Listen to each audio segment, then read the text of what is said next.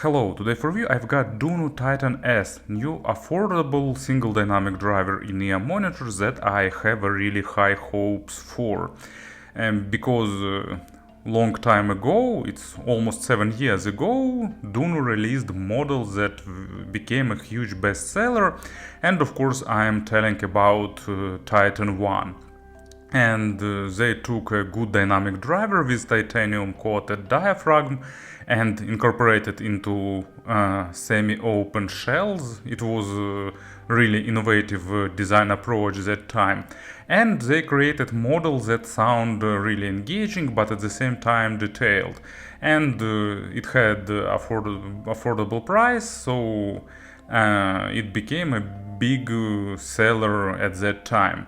Then Dunu released Titan 3, Titan 5 and some time ago even Titan 6, but they were good, but they didn't repeat the success of original Titan 1, and now Dunu made a really strong offer that probably can repeat the success of that model. It's named Titan S. Price is $80.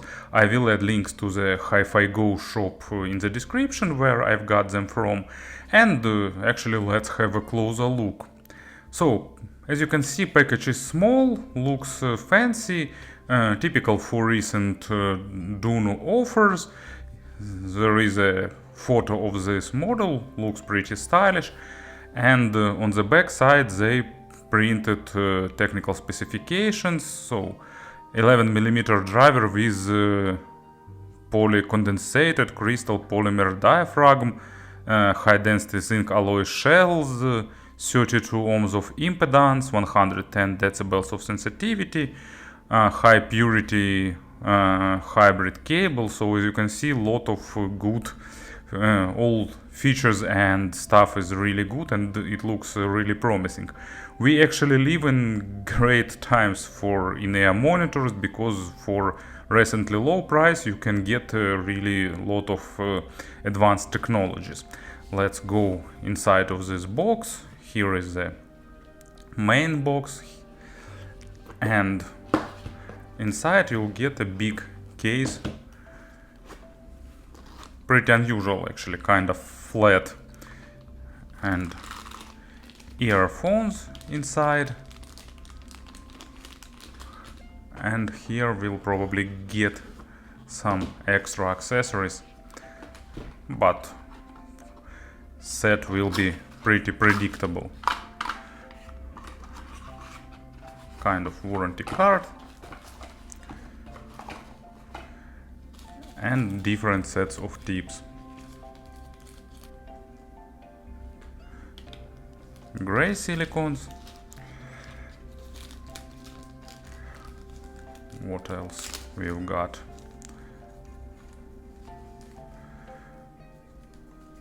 Black, dark gray silicone with blue stems, and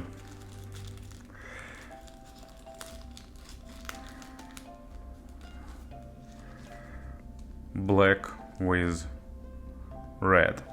So classical set of tips, and also you'll get a short clip. So as you can see, accessory set is really generous with lot of tips and lot of stuff.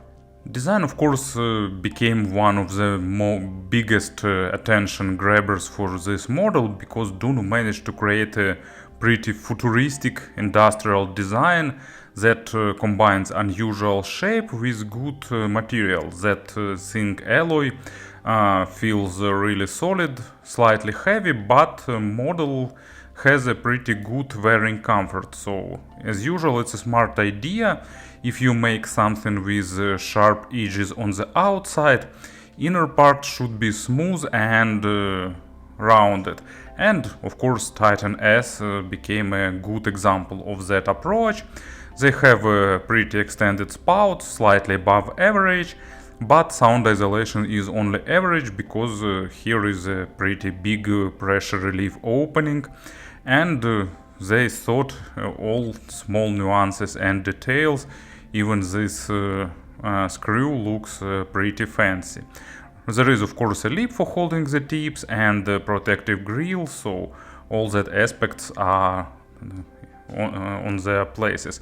At first it looks like some model with screw filters that can be replaced, but this time they decided to stick to one tuning without replaceable filters. And for me wearing comfort is really good. They hold in ears pretty nicely. Cable is made replaceable. Here used a 2-pin connector with slightly recessed pins. Let me disconnect it. Here it is. And they even changed the shape of this part to accommodate the overall design. Pins hold really well inside of the socket, so pretty reliable connection. Stock cable is nice, especially for this price. Of course, there are ear hooks without memory wire, and the cable itself, it doesn't look like thick rope, but still it's nicely braided, it has good color, it's really soft, really good with low microphonics effect, it's almost not getting hard when it's cold outside. So in all aspects, both aesthetical and practical, it looks good. Here is a splitter with chin slider, and after splitter it goes just braided down to that angle jack. And here is my favorite thing that I really liked in old Dunu models.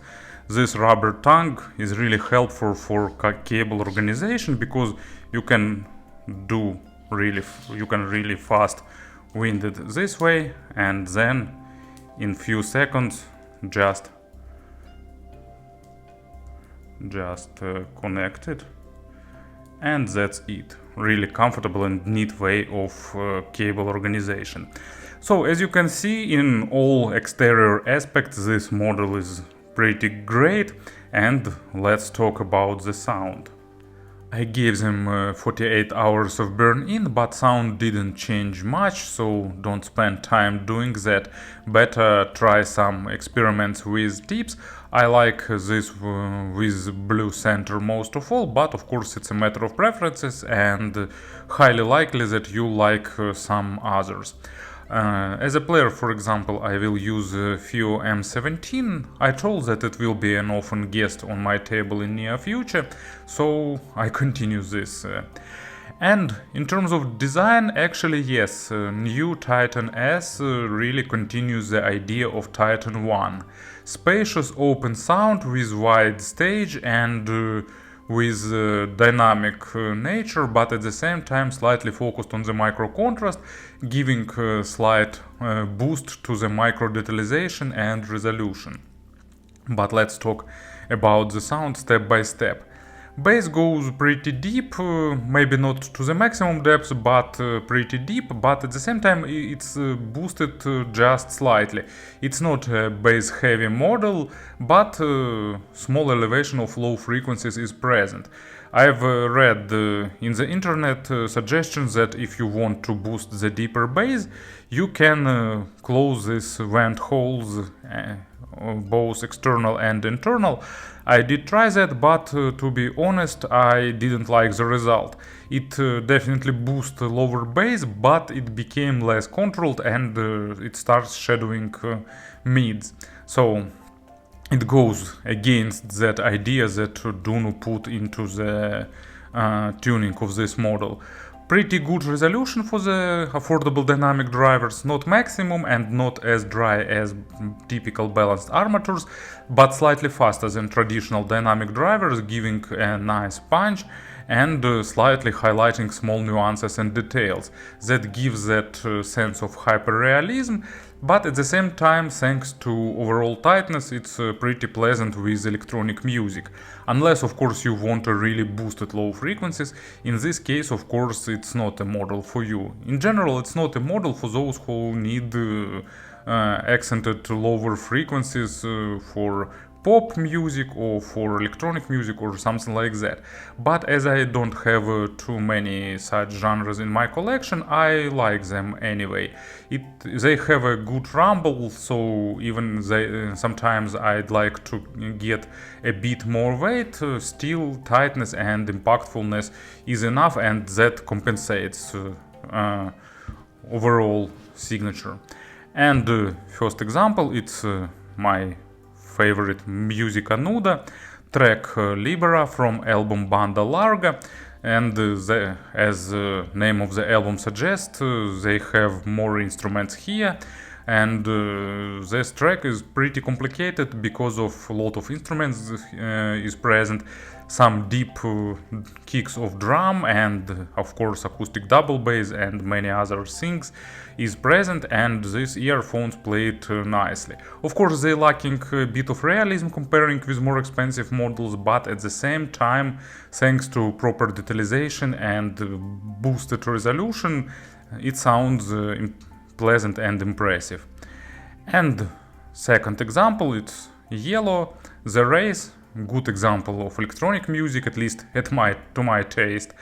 And it's not the band that really benefits from boosted low frequencies, so this model nicely fitting this track, giving a good foundation for it and playing three-dimensional effects in a pretty impressive way. I did try some more bass heavy things like The Prodigy, Juno Reactor, and for me they sound pleasant, but it's subjective of course. And thanks to using single dynamic driver, of course, this model is absolutely coherent with perfect transition from bass to mid frequencies.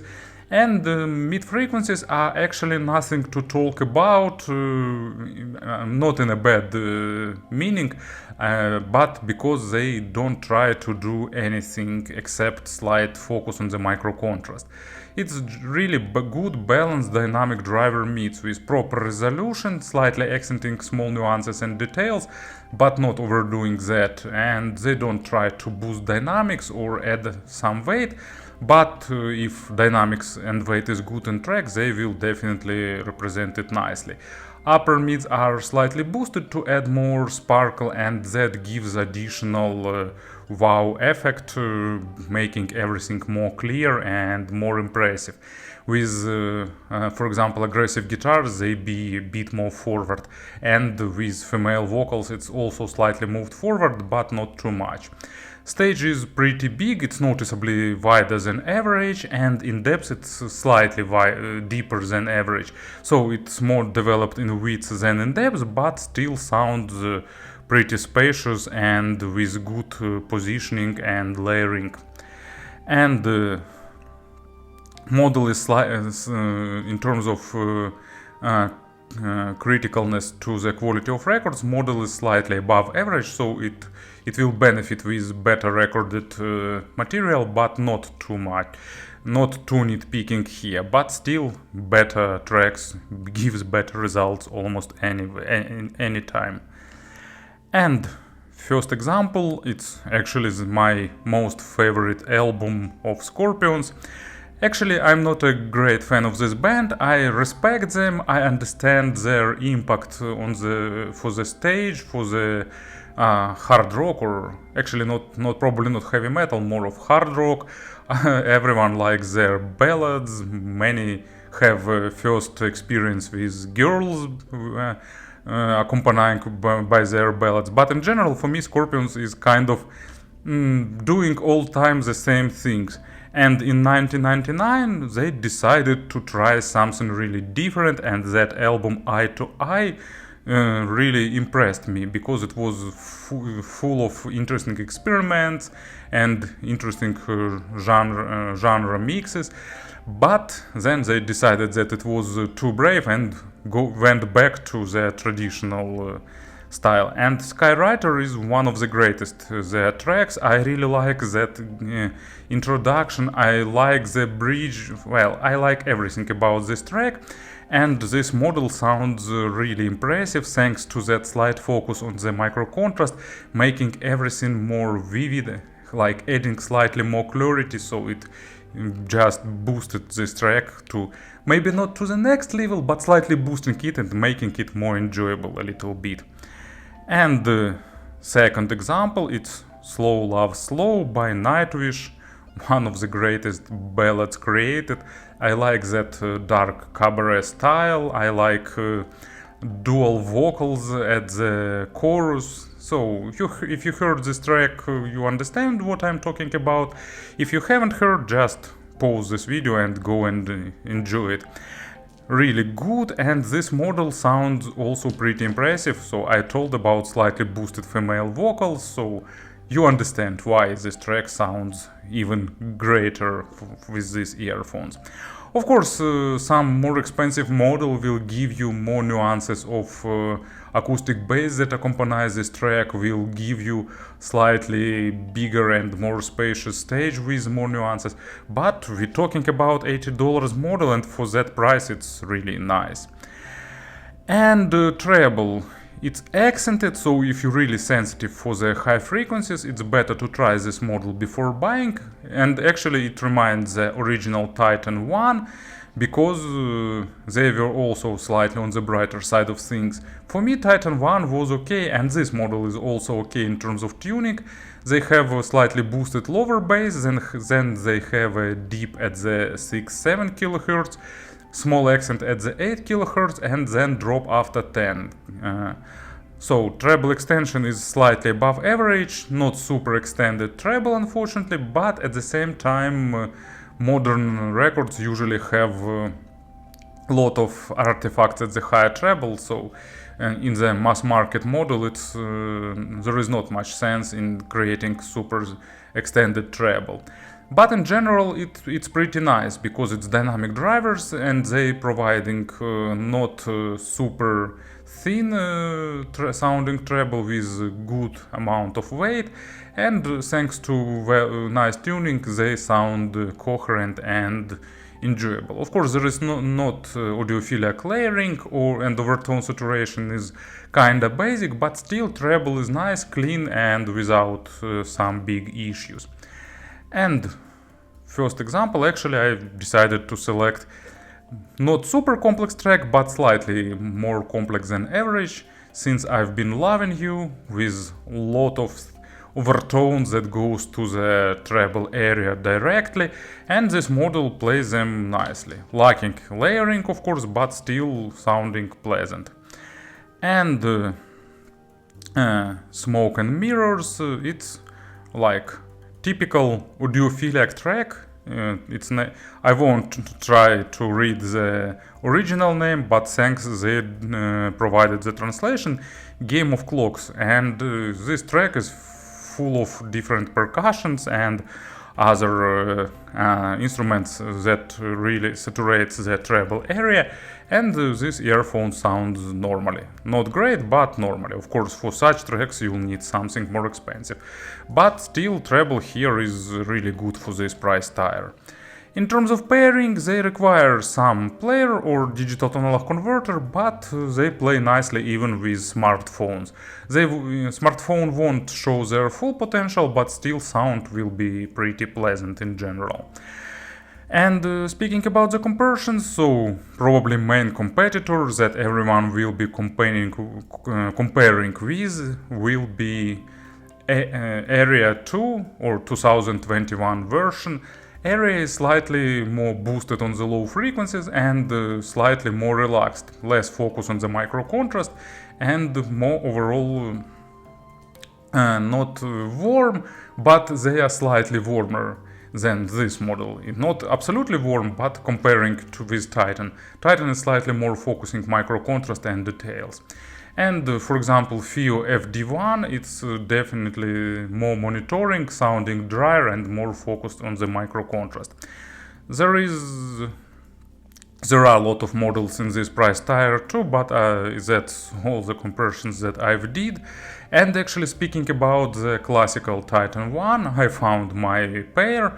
I did some comparisons. In general, they remind them by signature, but here you'll get more refined treble, less aggressive, more balanced, and more detalization. So for during last 6 years and half, technologies moved forward, but huge thanks to Dunu for going back and revitalizing their previous model, and Titan S appeared to be a pretty good offer. Thank you for listening, thank you for your attention, and of course have a nice day.